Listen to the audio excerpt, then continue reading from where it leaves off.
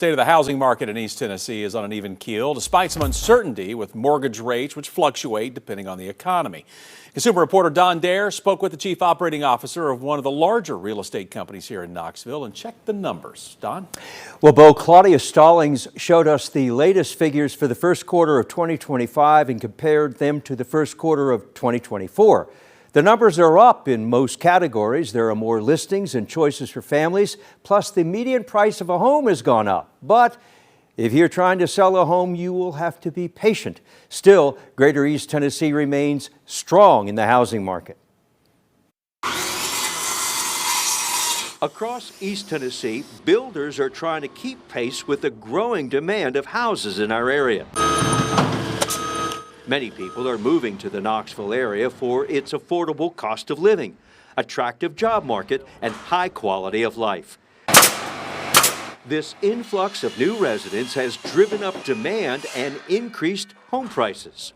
I think that we will see more homes sold. I think there's pent-up demand. We talked with Claudia Stallings, Chief Operating Officer of Wallace Real Estate. She showed us the number of new homes on the market, and it's up. There were just over 6,000 in the first quarter of 2024 and almost 7,000 in the first quarter of this year. We see that we've got more new listings on the market. Those are fresh listings that buyers can shop for that they didn't have access to last year. What's the percentage here? It is a 12.7% increase of more listings available today. Not bad. Not bad. It lets buyers have more choices and they don't have to make as quick of a decision about the properties they wish to purchase. The number of pending sales or homes waiting to sell is up 3.5%. And what you see here is that we put almost the same number of homes, just a little bit more under contract during the first quarter of 25 than we did in 2024. That bodes well for future closings. How about sales now? Are they up or down? Actually, the number we sold went down this first quarter. The decline in sold properties is down 2.5% so far this year. Here's why. When we look at our sold properties, we sold more in 2024 during the first quarter. The difference is January and February were very sluggish due to a lot of things. Interest rates, politics, all of those things factored in and probably eroded consumer confidence a bit. And what about March now? When we isolate March, we see that it really took a jump up, and I expect this number to recover. The amount of time it takes to sell a home has gone up 46.5%, a big change this quarter compared to the first quarter of 2024. As you see, we had more new listings.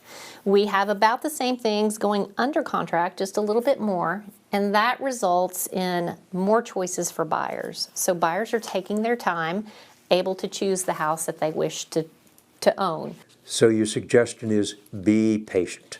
Be patient, consider open houses, make sure your realtor is doing all the marketing for the property that you expect. Many are interested in the price of an average home in the area, and here's the number. It's up 4.3%.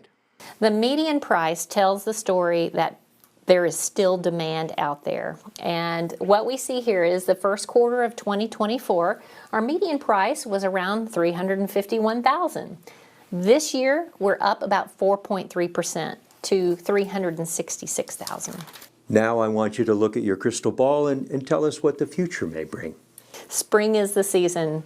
With more pending sales out there, we expect more closings. I think the days on the market will go down. The flowers are out, and so are the buyers.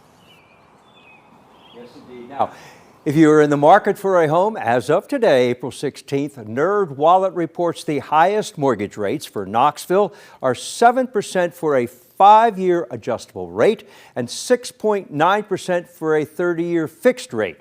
The lowest is 6.1% for VA and FHA loans. The experts say mortgage rates are generally expected to decline in 2025, but the extent and the timing of the decline are uncertain, Bo. Still a lot of questions out there, but Don, thank you so much. You know, if you have a consumer question for Don, send him an email, ddare@wat.com. You can also give him a call, 865-633-6923.